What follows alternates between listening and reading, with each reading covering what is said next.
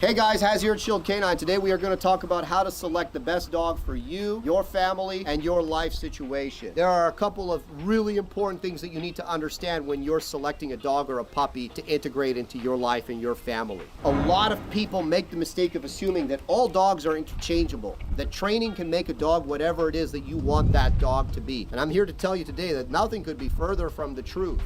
Whether you're selecting a breed or an individual within a specific breed, they're all different. And the more you understand that, the more you understand how to actually evaluate the character and the temperament of a dog properly, the better chance you end up with the dog that you've envisioned for you and your family. I'll give you an example. All three of these dogs, professionally trained by us, and all three of them are very different in terms of their character and in terms of their temperament. I've got a dog imported from the Czech Republic here, long coat, black male, Max. I've got Izzy here. She's from our breeding program, and she's a bicolor female. They're both roughly the same age. And then I've got Yarrow here. He's a little bit older than these two. He's about 2 years old, and he's from Slovakia. All three of these dogs actually have the same training, but all three of them are very, very different dogs. Each individual that I have here will be more suited for various situations, various family and life circumstances, various end uses, right? So for instance, if I had a police department that was looking for a dog, I'd probably be more likely to suggest Yarrow here. If I had a family with a lot of really young children that and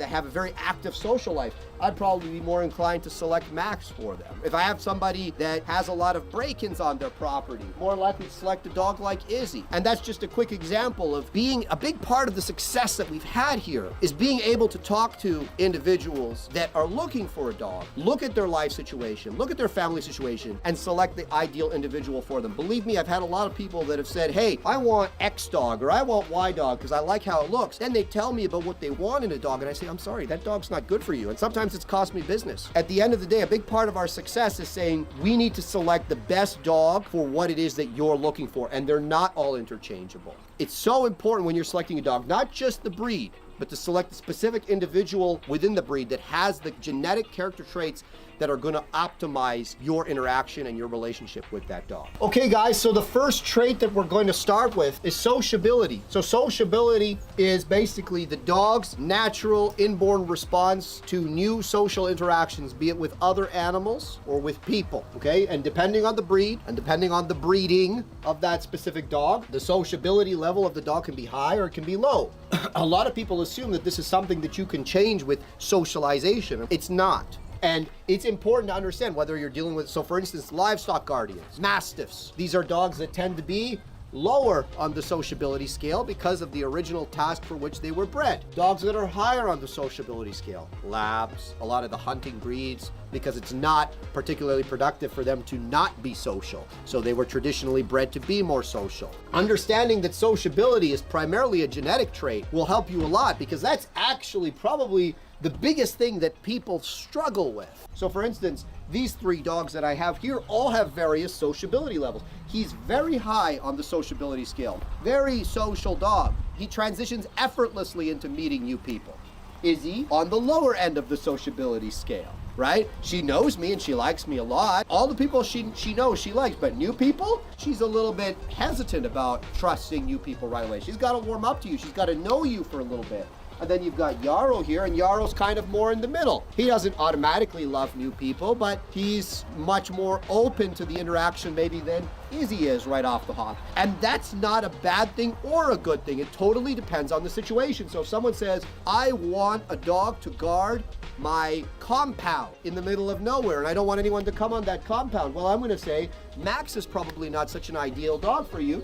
Izzy would be perfect because she's going to be an active deterrent on that fence. She's going to have a lower level of sociability. She's not going to automatically trust new people when she sees them. She's going to be naturally suspicious of them. So understanding that sociability is genetic, you can impact it somewhat with socialization, usually in a bad way. So a lot of people think, okay, I'm going to social, I'll go to the dog park. My dog's going to have a higher level of sociability with other dogs. Usually what happens is bad things happen at the dog park and your dog ends up with a lower sociability than they would normally have had you managed your dog properly in the first place.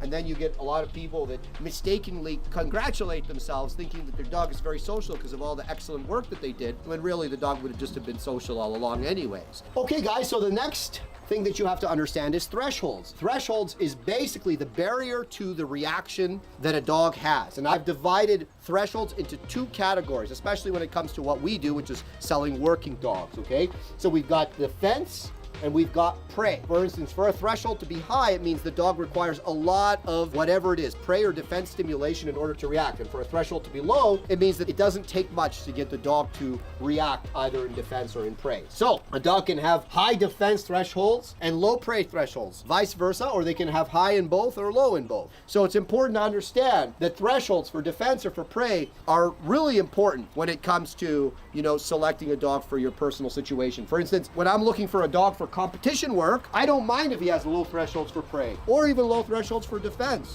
I want a dog who's very quick to react. I don't want a dog that takes a while to get him going.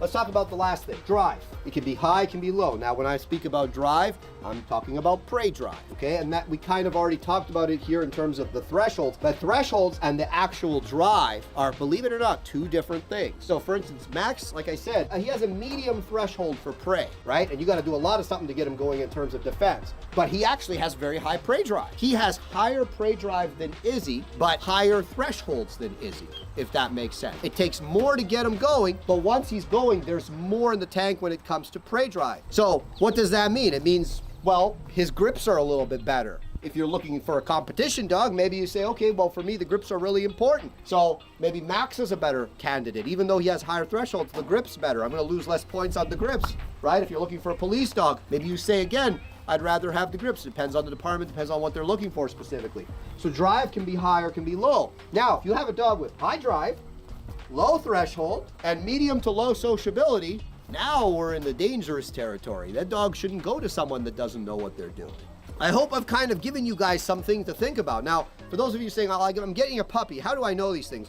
You should understand what you're getting from a breed perspective and from the individuals within the breed. Where are you getting it from? What are the lines? What have they been bred to do? Is a show dog? So that's just an example of something that we look at. Depending on what you want and depending on what you're looking for and depending on your end use of the dog and what you're willing to do in terms of management, life situations, so on and so forth, one or none, or maybe all of these dogs might be good for you. It totally depends. And as a vendor who sells these dogs, it does me no favors to sell dogs or puppies to the wrong individual. That's why I always ask, what do you want out of the dog? What do you envision your life with the dog to be like? So understanding these fundamental things are going to make it more likely that you select a dog that is more ideal for you, your family, and your life circumstances. Again, it's a 12 to 16 year commitment. You don't want to make a mistake because it's going to be a lot more work and heartache for you on the back end. It might even lead to you having to give up the dog. So understanding that these things are not things that you can just always change with training. I don't care how much training I can do with Izzy, I'm not going to make her just love everybody that she meets right off the hop. So it's important to recognize these things and to try to match the right temperament, the right dog with the right home.